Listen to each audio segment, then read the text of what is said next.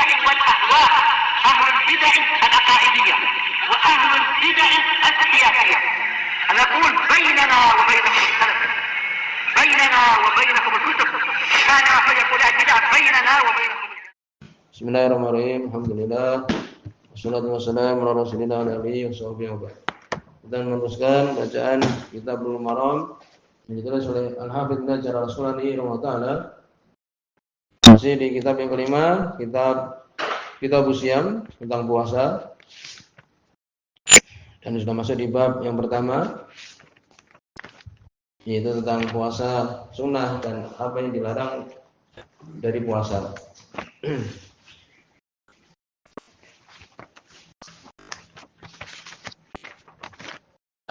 Ini bab saum tatawwu wa manuhiyat an saumi. Sebutkan pada pertemuan terlewat larangan puasa khusus hari Jumat. Adapun hari Sabtu kesimpulannya boleh berpuasa sunnah.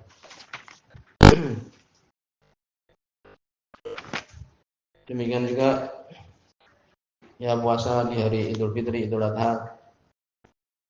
Berikutnya hadis yang ke-15. Sekarang berkaitan tentang puasa hari Arafah bagi orang yang di Arafah, bagi orang yang haji. Kesimpulannya adalah makruh. Ya. Ini puasa. Adapun kita dianjurkan untuk yang tidak haji untuk puasa di tanggal 9 Dzulhijjah, ini hari Arafah. Nah itu. Adapun kalau orang yang di Arafah, ya disukai itu berbuka. Berarti makruh dia berpuasa. Untuk apa? Supaya kuat. Karena dia banyak amalan-amalan di hari Arafah untuk orang yang haji. Qala Allah Ta'ala wa Nabi Hurairah dari Abu Hurairah radhiyallahu anhu. Di sini dhaif, di situ ada rawi Imam Sunani menyebutkan Naba Ukaili mengatakan mungkar. Karena itu ada rawi namanya Mahdi Al-Hajri. Dha'afa Ukaili, Ukaili mudhaifan. Yaitu Mahdi Al-Abdi Al-Hajri. Demikian juga disebutkan sebagian mengatakan Mahdi ini majhul hal, dhaif. Ya itu. Jadi di sini dhaif. Dari Abu Hurairah radhiyallahu anhu, anna Nabi sallallahu alaihi wasallam naha an shaumi yaum Arafah. Beliau melarang puasa dari Arafah. Di Arafah untuk orang yang haji di Arafah. Nah, ini. Jadi di sini dhaif ya. Ini larangan Nabi ini dhaif. Tapi memang kalau orang yang dia itu sedang ibadah haji, hendaknya kuat sehingga bisa mengamalkan amalan-amalan. Hendaknya dia tidak berpuasa kan itu. Nah itu.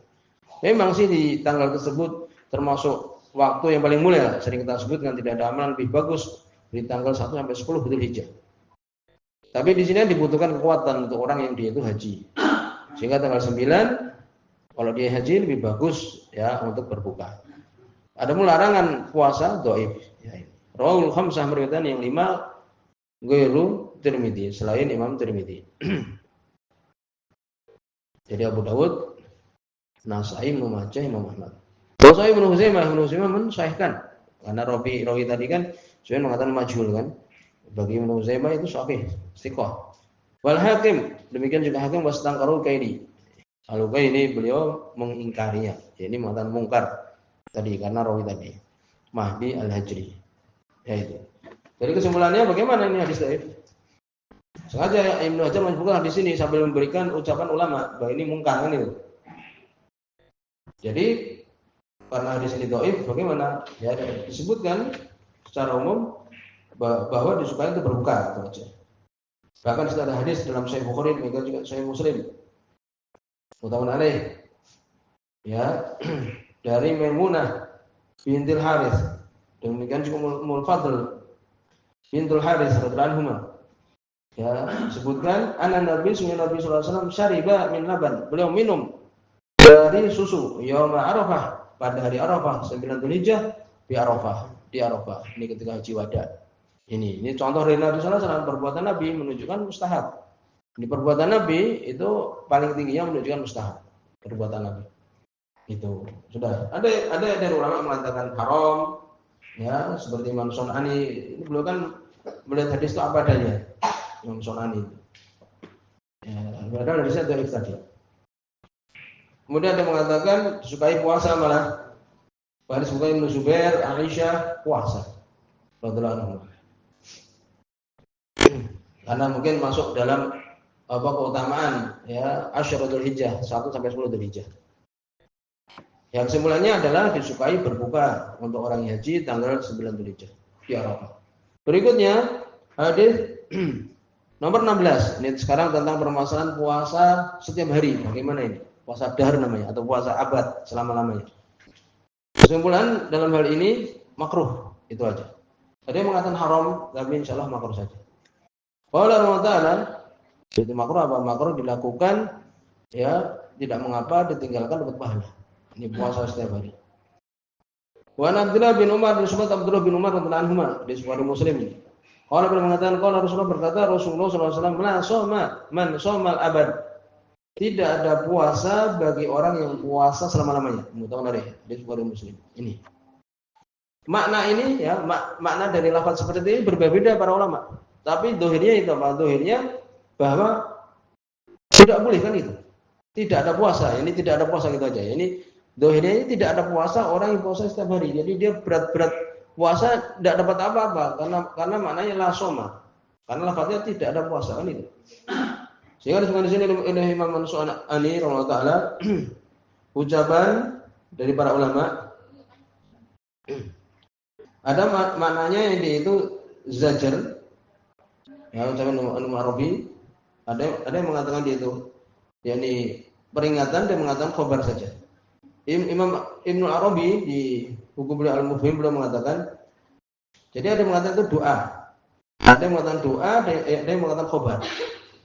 Kalau Ibnu Arabi berkata Ibnu Arabi, ingkana doa, apabila itu doa Nabi tidak ada puasa orang yang puasa setiap hari. Kalau itu doa ya,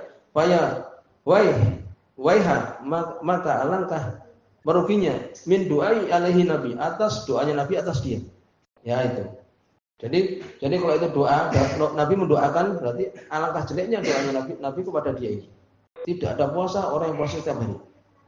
Kalau dia itu waikan dan khabar, kalau mana adalah khabar, Nabi mengkabarkan faya waiha, alangkah celaka. Man akhbaru anhu Nabi. Orang yang Nabi mengabarkan tentangnya anahu lam yasum. Sesungguhnya dia tidak berpuasa. Ini Nabi mengabarkan. Kalau tadi kan doa. Doa Nabi tidak ada puasa orang yang puasa setiap hari.